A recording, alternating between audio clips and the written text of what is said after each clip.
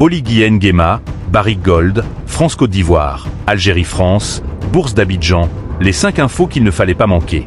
Les raisons du remaniement décidé par Brice Clotaire Oligui Nguema au Gabon, l'accentuation des tensions entre Assimi Goïta et les entreprises minières au Mali, les coulisses du retrait des troupes françaises en Côte d'Ivoire, les faibles répercussions de la crise diplomatique entre Paris et Alger sur l'aérien et le bilan d'une année record à la BRVM. Voici votre brief hebdomadaire. Refonte ciblée. C'était un remaniement très attendu. Il a fini par être annoncé le 15 janvier. Les équipes, en particulier dans les ministères régaliens, restent peu ou prou identiques aux précédentes, relève Jeanne Le Bihan dans l'analyse de la composition de ce gouvernement Ndong Sima III. Un ministre, cependant, fait les frais de ce remaniement. Memouissi, remplacé au ministère de l'économie par Marc Doumba, s'est vu confier le ministère de l'environnement. Dette exponentielle. Un élément semble avoir fortement accéléré la décision.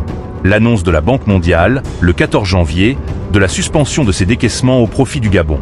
En cause une série d'impayés, de la part de l'État gabonais.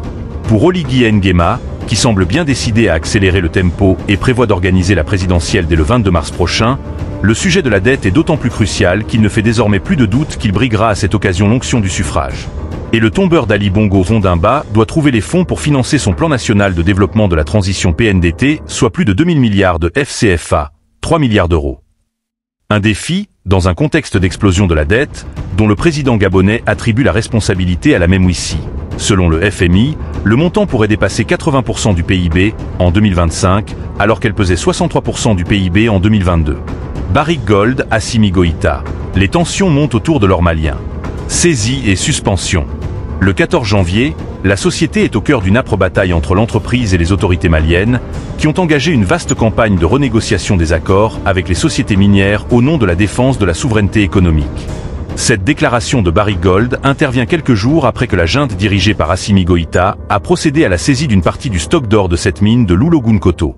700 milliards.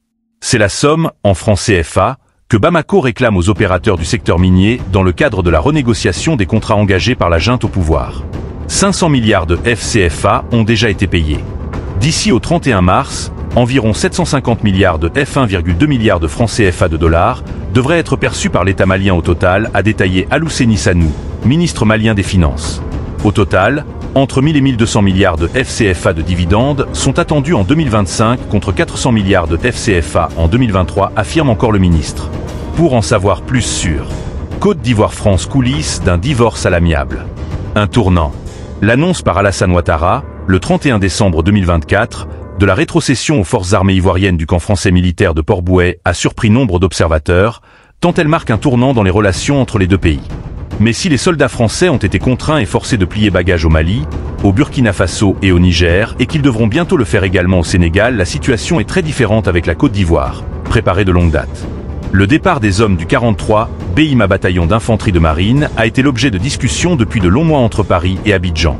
En juin 2022, le ministre ivoirien de la Défense, Téné Birahima Ouattara, avait notamment évoqué la question avec son homologue français, Sébastien Lecornu. Ce dernier s'est d'ailleurs rendu 2 fois en Côte d'Ivoire, là encore, pour évoquer l'avenir de la coopération militaire entre les deux pays. Algérie-France, le marché de l'aérien s'envole en dépit des tensions. Crise diplomatique. Affaire Boualem Sansal, arrestation d'influenceurs algériens en France, etc. Rarement le climat entre Paris et Alger aura été aussi orageux.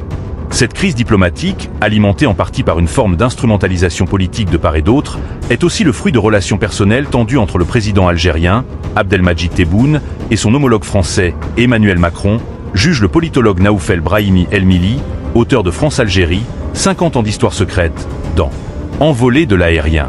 Ce contexte pour le moins explosif, qui occupe beaucoup les dirigeants des deux pays, n'a pour l'heure eu aucune incidence sur un élément central permettant de mesurer l'intensité des liens qui lient les deux États. La bonne santé du marché de l'aérien. Bien au contraire. La demande ne cesse de croître, et les compagnies aériennes d'Air France-KLM à ASL Airlines en passant par Air Algérie, multiplient même les annonces de nouvelles liaisons entre Alger et Paris, dévoile Nelly Fuald dans l'analyse qu'elle consacre à ce boom observé sur un marché où la concurrence peut s'avérer rude. Pour l'heure, ce sont les compagnies algériennes Air Algérie et Tassili Airlines qui en profitent le plus. Sonatel, Orange et Société Générale, locomotive de la bourse d'Abidjan. Nouveau record. En 2024, la bourse régionale des valeurs mobilières BRVM d'Abidjan a battu un record, avec plus de 10 000 milliards de FCFA de capitalisation.